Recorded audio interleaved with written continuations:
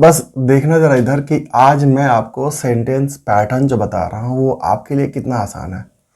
देखो, हिंदी वाक्य जब हम बोलते हैं तो एक ऐसा सेंटेंस हम बोल देते हैं जो हमारे लिए बोलना बहुत आसान होता है, लेकिन ट्रांसलेशन करना उसका अंग्रेजी में उतना ही कठिन हो जाता है। अब वो सेंटेंस क्या है? तो देखो, बात बात पे हम बोलते हैं किसी भी कीमत पर। मानो कि हमारा एक सेंटेंस हो गया जिसमें सामने वाला या फिर मैं कह रहा हूं कि किसी भी कीमत पर मैं स्कूल नहीं जाऊंगा।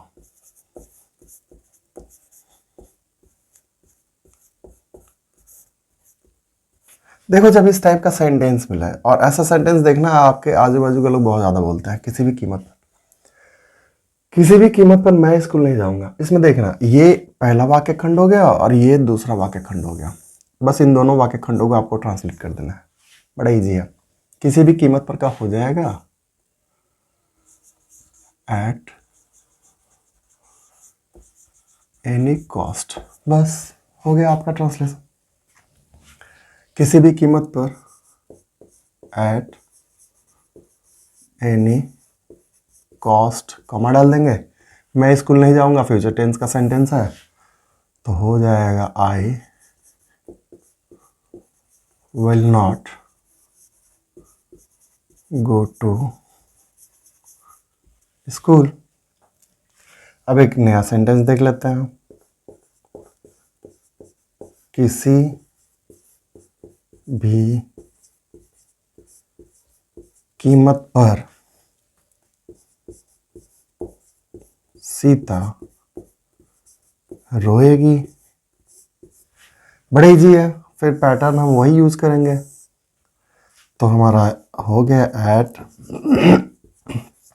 एनी कॉस्ट सीता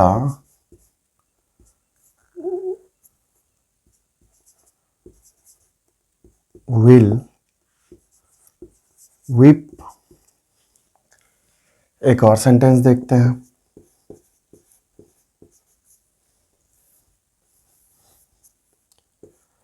किसी भी कीमत पर क्या जी, क्या हो जाए? हाँ, मोहना नहाता नहीं है, तो आज मोहना नहाएगा। किसी भी कीमत पर आज मोहन नहाएगा। नहा लेना, और न मेरी इज्जत की ऐसी की तैसी हो जाएगी। किसी भी कीमत पर, फिर वही पैटर्न अपनाएंगे। एट एनी कॉस्ट, कौन है? मोहन है, तो Mohan will take a bath today. एक और सेंटेंस देख लेते हैं। किसी भी कीमत पर मैं अंग्रेजी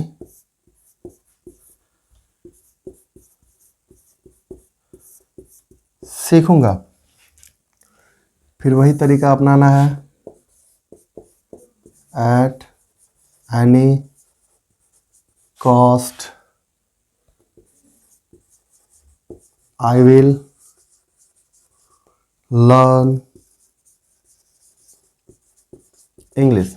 देखो, सिर्फ ये 4 ट्रांसलेशन है। ऐसे बहुत सारे सेंटेंस आपको मिल जाएंगे जिनका आप आसानी से ट्रांसलेशन कर दोगे। पहला पार्ट, किसी भी कीमत पर एट एनी कॉस्ट हमने लगा दिया। तो याद रखना, एट प्रीपोजिशन है। जब भी कॉस्ट की बात है, कीमत की बात है, वहां पर एट का ही प्रयोग होता है, ऑन का प्रयोग नहीं होता है। तो किसी भी कीमत पर एट एनी कॉस्ट मैं स्कूल नहीं जाऊंगा, I will not go to school. Sita रोएगी, सीता विल बी, आज मोहन नहाएगा, Mohan will take bath today, मैं अंग्रेजी सीखूंगा, आई विल लर्न इंग्लिश। ये सबसे आसान तरीका है किसी भी हिंदी वाक्य को अंग्रेजी में ट्रांसलेट करने का। अब देखो, बहुत सारे ऐसे लोग होते हैं जो यह वादा करते हैं कि मैं आपको इंग्लिश स्पीकिंग सिखा दूंगा। इंग्लिश स्पीकिंग कोई कैसे सीख सकता है जब तक कि उसके दिमाग में हिंदी वाक्य ना आए। अगर हिंदी वाक्य बन जा रहा है तो उसको अंग्रेजी में ट्रांसलेट कैसे करते हैं वो जब तक वो ना सीख पाएगा, कैसे अंग्रेजी उसको बोलना आएगा।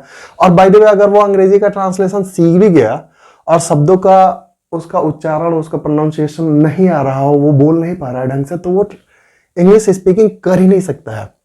और यही चीज आप यहां सीखते हैं ट्रांसलेशन पंडित पे। आपको यही सिखाया जाता है कि पहले आप हिंदी के वाक्यों को अपने दिमाग में बनाएं, फिर हिंदी के वाक्यों को बनाने के बाद उनका आप अंग्रेजी में ट्रांसलेट करें, और फिर अंग्रेजी में ट्रांसलेट करने के बाद आप अपने डेली लाइफ में, आप अपने प्रतिदिन उन वाक्यों को बोलना सीखें। अब जैसे देखो, किसी भी कीमत पर मैं स्कूल नहीं जाऊंगा कितना आसान है, और ऐसे वाक्य हम बोलते ही हैं। वो एक दिन में ऐसे वाक्य 10 बार हमको बोलना ही है, तो क्यों ना हम ऐसे वाक्य को सीधे ट्रांसलेट करके अंग्रेजी में ही बोलना सीख जाए। तो आप यहाँ पे ट्रांसलेशन के साथ साथ स्पीकिंग भी सीखते हैं, याद रखना, और यह आपके लिए बहुत ही फायदेमंद है। तो आज सिर्फ 4 ट्रांसलेशन ही रहते हैं, देखते हैं। करना क्या है आपको कि आप घर पे जाइएगा और जब भी आपसे कोई बातें ऐसे करे जिसमें सेंटेंस में ये वाक्य खंड हो किसी भी कीमत पर, आप उसको ध्यान से सुनिएगा। अगर नोटबुक है तो नोट कर लीजिएगा, और घर पे जाके इस पैटर्न से उसको ट्रांसलेट कर लीजिएगा। और हाँ, खुद तो सीखना ही है, दूसरों को भी सिखाना है। जब तक हम यह बीड़ा ना उठा लें कि हम दूसरों को सिखाएंगे, इंडिया साक्षर नहीं होगा। और यह हमारा पहला कर्तव्य बनता है कि हम अपने से जूनियर को या अपने दोस्तों को जो नहीं पढ़ पा रहे हैं, उन्हें किसी न किसी माध्यम से ये सारी चीजें सिखाएं।